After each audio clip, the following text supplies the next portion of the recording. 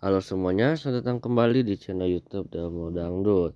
Di sini kita sedih-sedih dulu ya karena di lap terbaru Wulan Permata. Ini Wulan menceritakan perjuangannya dan juga momen pilu dari mulai ibunda yang sakit dan juga insiden kebakaran dari rumah Wulan Permata. Selamat menonton. Cerianya harus profesional karena kan kita ini penyanyi dipanggil sama orang, pengen gak mau kan ngebuat yang ngundang itu bikin kecewa gitu.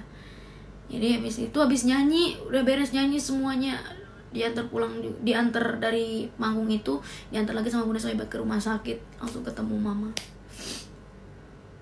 Kenapa lagu ini banget banget apa ya, mewakili hati Ulan banget, karena isi lagunya emang seperti itu. Dalam kondisi apapun kita harus profesional, karena orang yang manggil kita juga kan menginginkan yang terbaik. Kita juga harus ngasih yang terbaik kan, nggak mungkin kita udah dipanggil terus kita batalin gitu aja. Bapak selalu bilang jangan, harus profesional, harus gini gitu. Makanya tadi nangis lagu itu.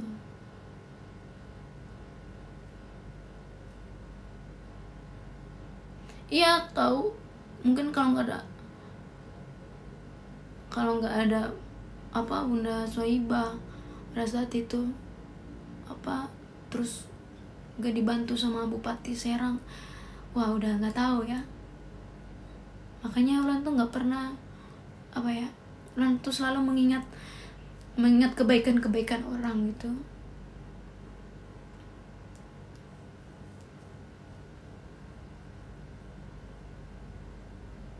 Ah,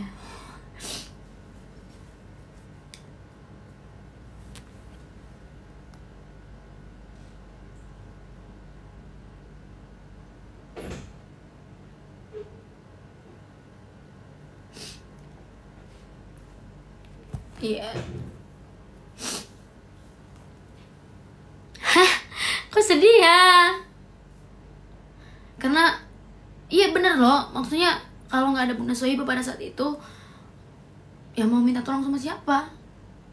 Karena mau minta tolong sama tetangga tuh apa ya? Jujur Ulan tuh nggak pernah punya temen, nggak pernah punya tetangga yang mau nolong pada saat itu. Kayak dipandang, ya bukan cuma Ulan aja, pasti banyak orang juga yang punya tetangga yang dipandang sebelah mata gitu. Keluarga kita tuh kayak gimana gitu.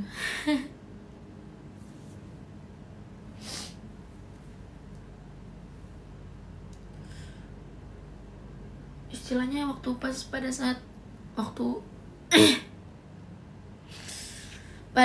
waktu itu kan 2000 berapa ya, rumah Ulan tuh sempat kebakaran kan, Ulan bilang. Nah pada saat kebakaran tuh gak ada tetangga yang mau nolong gitu kan, gak ada sama sekali tetangga yang mau apa, nyiramin rumah yang kebakaran aja tuh gak ada gitu. Gak ada yang bantu kalau bukan dari Pak RT RW nya gitu. Itu pun rumahnya juga jauh kan, di seberang gitu, jadi kita harus kesana dulu. Sampai jangankan itulah, kayak cabe, mau minta cabe waktu itu. Mama tuh mau masak terus nggak punya cabe, ya biar bisa makan nasi doang sama cabe gitu kan, sama garam. Itu mama mau minta cabe ke tetangga, cuman 1 biji doang aja gak dikasih.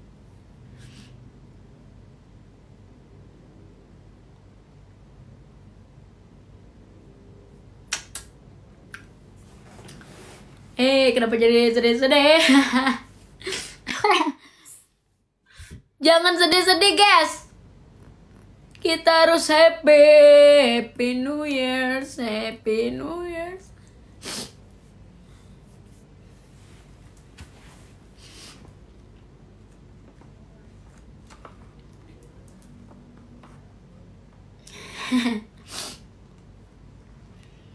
Iya makanya ada di titik sekarang tuh, ya bersyukurlah teman-teman, karena banyak yang yang apa yang lebih berat dari ujian hidup kita gitu. Iya, aku sampai pas kebakaran tuh nggak ada satu baju pun yang tersisa gitu. Aku cuman punya baju ya baju yang aku pakai doang, nggak ada lagi. Mungkin kalau nggak ada orang baik yang nolongin itu pada saat itu, ada udah diangkat, udah kayak orang tua aku sendiri juga, bapak RT waktu itu tuh sampai sekarang masih kemarin juga pas nikahan kakak Ulan beliau juga datang gitu.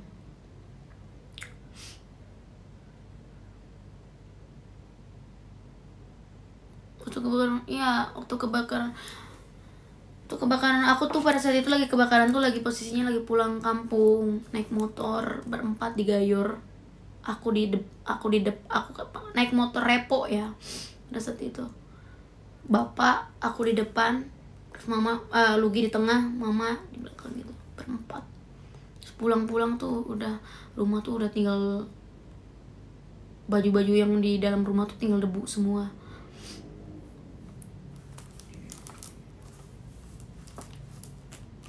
Gitu. Padahal tahu nggak itu rumah itu, dan itu tuh rumah yang kebakaran itu rumah yang baru aku bangun karena awalnya kan rumahnya atap. Nah aku tuh setiap manggung aku kumpulin ke mama setiap dapat saweran berapapun dulu tuh, kayak dapat saweran semalam 80.000 itu wah udah gede banget.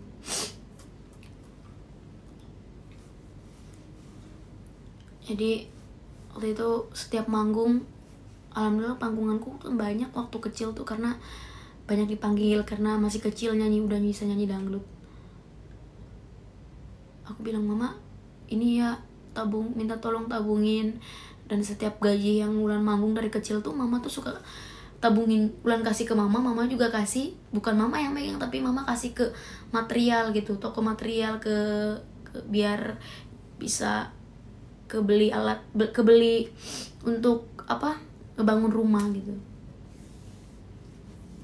kayak buat semen, kayak keramik gitu kan.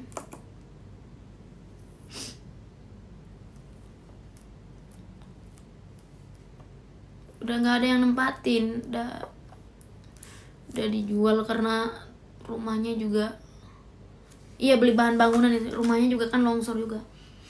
Nah pada saat itu tadinya tuh awalnya tuh belum punya itu, tadinya tuh ngontrak dulu tuh, kita kan merantau memang dari Pandeglang ke Cikande merantau, dan kita ngontrak sebulan tuh, Ulan masih ingat banget ya sebulan tuh waktu itu 500.000, itu tuh gede banget ya, 500.000 dalam kondisi kontrakan pun yang sempit gitu.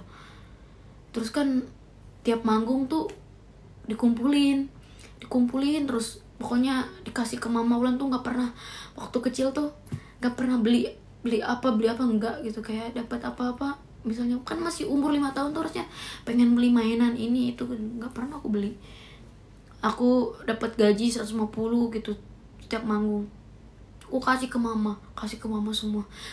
Akhirnya terkumpul berapa tahun ya, mungkin ya selama manggung nggak tahu ya berapa tahunnya, aku juga lupa waktu itu. Terus udah kekumpul uangnya, akhirnya bisa kebeli tanah waktu itu. Itu juga salah satu pencapaian yang luar biasa bagi aku, karena waktu kecil aku ngumpulin tiap manggung, aku udah bisa beli tanah buat bikin rumah karena rumah aku masih ngontrak. Terus udah kekumpul, udah beli tanah, ngumpulin lagi tiap manggung. Pokoknya tiap manggung uang saweran, uang job aku kasih ke mama semua. Nggak pernah aku megang uang atau jajan pun, nggak pernah. Aku ya udah makan bareng sama mama. Kayak manggung pun selalu dibilang, "Neng, jajan dong. Kan dapat saweran banyak gini." Aku enggak teh, masih kenyang, alasannya gitu. Padahal aku nggak mau. Rasa pengen jajan ada, tapi aku lebih pentingin, aku kan pengen ngebangun rumah gitu, makanya aku kasih ke mama. Enggak, kakak Ulan tuh nggak kerja. Kakak Ulan tuh dulu kan susah guys cari pekerjaan tuh, apalagi kakak Ulan yang cuman tamat SMP.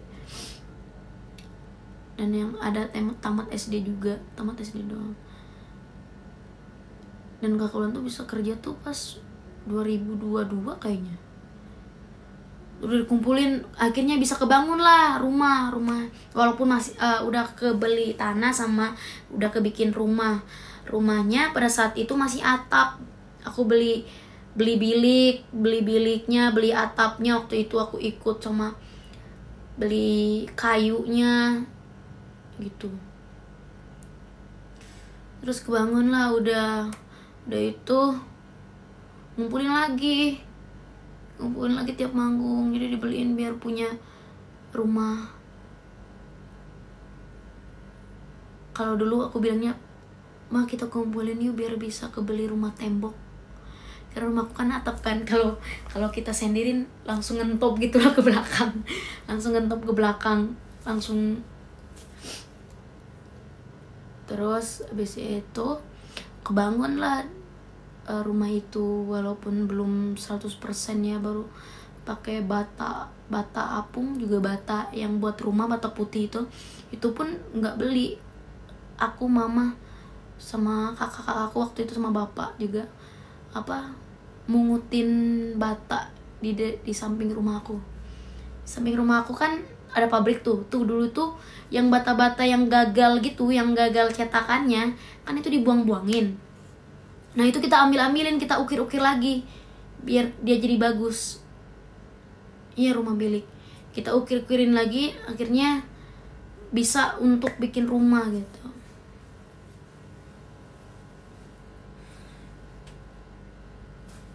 Bisa bikin buat rumah. Habis itu kan rumah tuh juga udah rumah tembok, tapi cuman pintu depan doang yang pakai pintu, kayak kamarnya belum pakai pintu. Terus lantainya juga yang pakai keramik, cuman yang di tengah doang. Terus lantai kamar tuh masih tanah gitu loh, ditutupin terpal gitu, ditutupin ini terpal, nggak tahu nggak sih terpal. Ditutupin terpal gitu. Terus gak punya WC. Terus air juga masih nyalur ke tetangga. Kalau mau buang air besar harus ke semak-semak.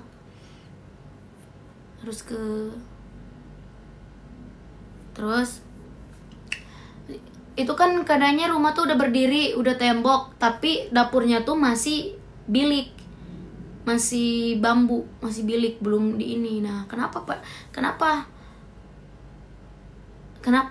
bisa kebakaran? Karena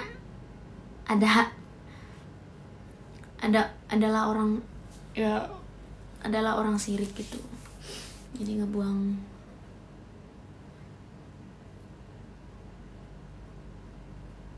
ngebuang puntung rokok tuh ke masih minyak tanah ke deket listrik, deket KWH. Terus di belakangnya tuh emang kan dapurnya masih atap, masih bilik, jadi dia kasihnya di situ. Terus dia buang puntung rokoknya ke situ, jadi ya kebakar sama. Orangnya masih hidup kan, udah meninggal. Doain aja, yang penting beliau bisa ya ditempatkan di sisi yang terbaik.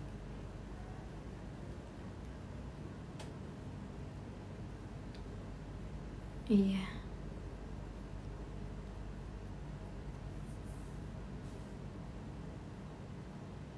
Makanya ya ternyata mental orang tuh emang nggak bisa ditebak, guys. Aku mungkin dari kecil selalu kuat ngadapin ujian, cobaan, rintangannya gitu. Dari kecil tuh udah berat, tapi nggak tahu ya, mungkin mental aku tuh udah di titik yang emang trauma gitu.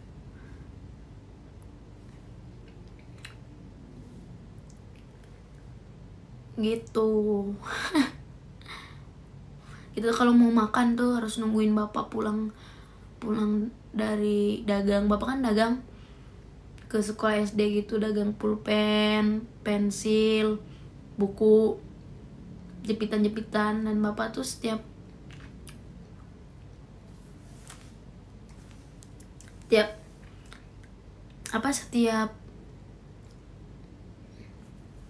iya mainan juga. Setiap habis pulang kerja bapak tuh kalau dapat uang 80.000 tuh itu udah bersyukur banget. Udah bisa beli lauk sama beras. Itulah dia live terbaru dari Wulan Permata. Jika kalian suka, jangan lupa untuk klik subscribe, like, dan komennya. Terima kasih. See you di the next video lainnya.